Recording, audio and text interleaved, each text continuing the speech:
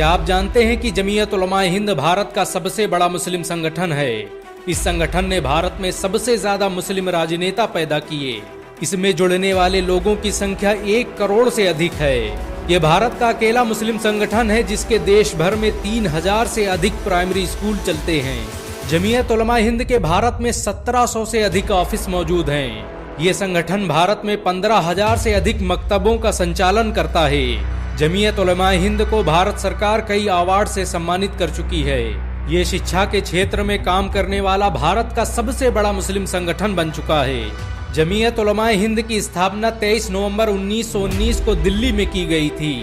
इसका मकसद भारतीय मुसलमानों के अधिकारों की रक्षा करना और भारत को अंग्रेजों के चंगुल से आजाद करवाना था। जमीयत उलमा हिंद ने भारत को सबसे बड़े वैज्ञानिक और राजनेता दिए। 20वीं सदी के अधिकतर राजनेता जमीयत की विचारधारा से प्रभावित थे। दारुल उलूम देवबंद में पढ़ने वाले मुफ्ती किफायतुल्लाह जमीयत उलमा हिंद के पहले अध्यक्ष थे। मुफ्ती किफायतुल्लाह ने ही महमूदुल हसन और हकीम अजमल खान के साथ मिलकर जामिया मिलिया इस्लामिया की स्थापना की थी ताकि भारतीय शिक्षा तंत्र को अंग्रेजों के चंगुल से आजाद करवाया जा सके। आजाद हिंद सरकार में देश के पहले गृह मंत्री रहे मौलाना उबैदुल्ला सिंधी जमीयत उलमा हिंद के कार्यकर्ताओं में से थे। जमीयत उलमा हिंद द्वारा चलाई जा रही जमीयत सुपर 40 नाम की योजना के तहत हर साल 40 मुसलमानों को IAS और IPS की मुफ्त शिक्षा दी जाती है। जमीयत हर साल 100 बच्चों को IIT और नीट की मुफ्त शिक्षा उपलब्ध करवाती है। जमीयत उलमा हिंद जकात फाउंडेशन के साथ मिलकर हर साल 500 से अधिक मुस्लिम छात्रों को सिविल सर्विस सेवाओं की तैयारी करवाती है। दारुल उलूम देवबंद की कोख से जन्मी जमीयत उलमा हिंद आज भारत का सबसे बड़ा मुस्लिम संगठन बन चुकी है। इस संगठन में जुड़ने वाले लोगों की संख्या 1 करोड़ से अधिक है। बहुत कम लोग जानते हैं कि इंकलाब जिंदाबाद का नारा देने वाले हसरत मोहानी जमीयत उलमा हिंद के संचालकों में से थे। उन्होंने ही भारत की आजादी की रूपरेखा तैयार की थी। खिलाफत आंदोलन की पहली मीटिंग का नेतृत्व जमीयत उलमा हिंद ने ही किया था। आपको ये जानकर शायद हैरानी हो कि जमीयत उलमा हिंद के अध्यक्ष मौलाना महमूदुल हसन ने ही 1920 में गांधी को महात्मा का लक़ब दिया।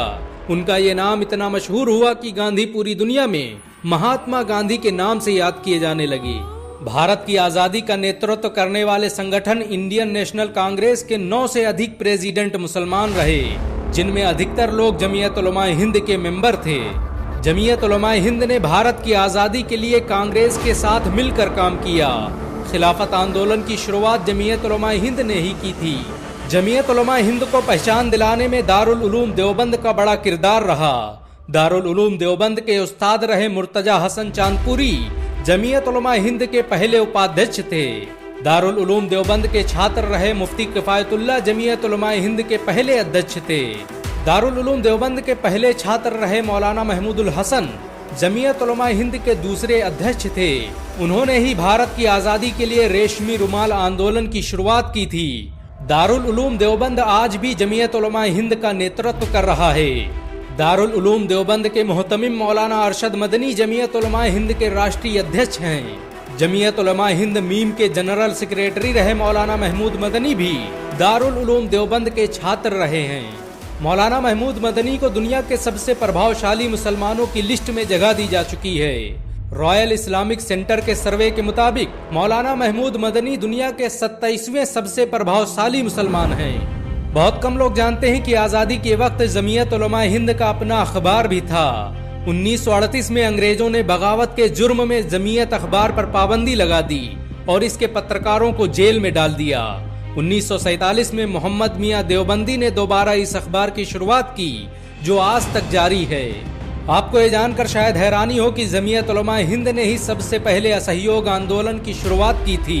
1920 में जमीयत के नेतृत्व में 500 से अधिक उलमाओं ने फतवा देते हुए ऐलान किया कि अंग्रेजों की गुलामी हराम है और मुसलमानों पर फर्ज है कि वो भारत की आजादी के लिए अपना सब कुछ कुर्बान कर दें।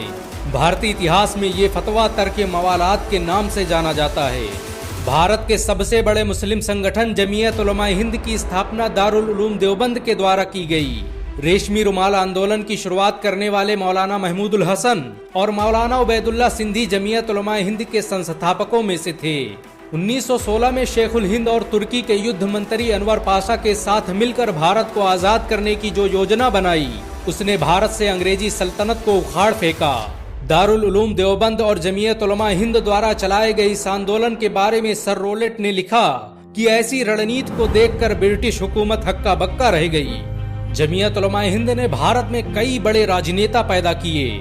जमीयत उलमा हिंद असम के प्रदेश अध्यक्ष रहे मौलाना बदरुद्दीन अजमल आज भारत के सबसे बड़े मुस्लिम राजनेताओं में से हैं। मौलाना बदरुद्दीन अजमल द्वारा स्थापित किए गए मदरसों, स्कूलों और अस्पतालों से आज पूरा असम फायदा उठा रहा है। जमीयत उलमा हिंद के जनरल सेक्रेटरी रहे मौलाना महमूद मदनी राज्यसभा सांसद के रूप में अपनी सेवाएं दे चुके हैं।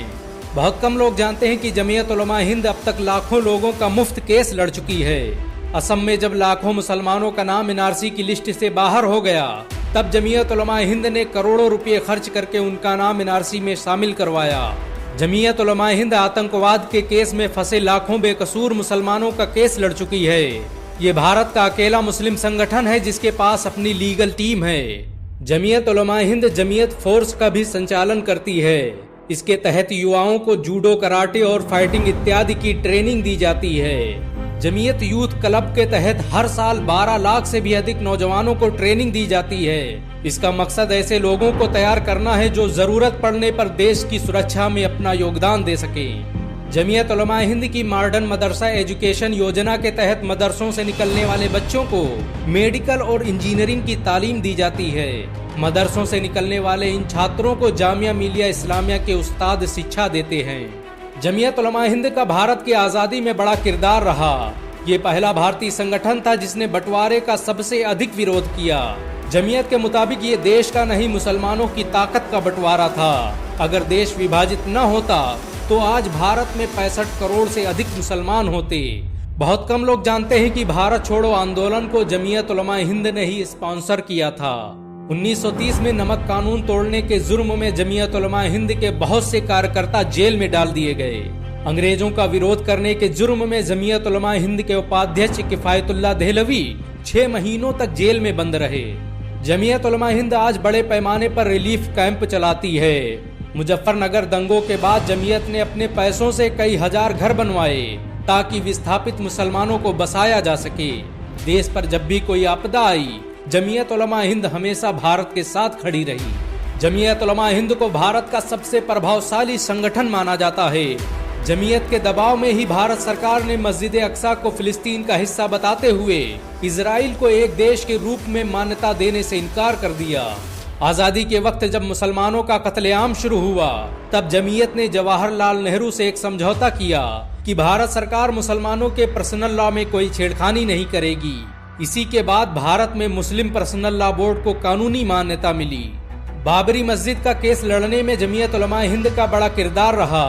1934 में किफायतुल्लाह देहलवी ने फैजाबाद का दौरा किया और बाबरी मस्जिद की पहली रिपोर्ट पेश की।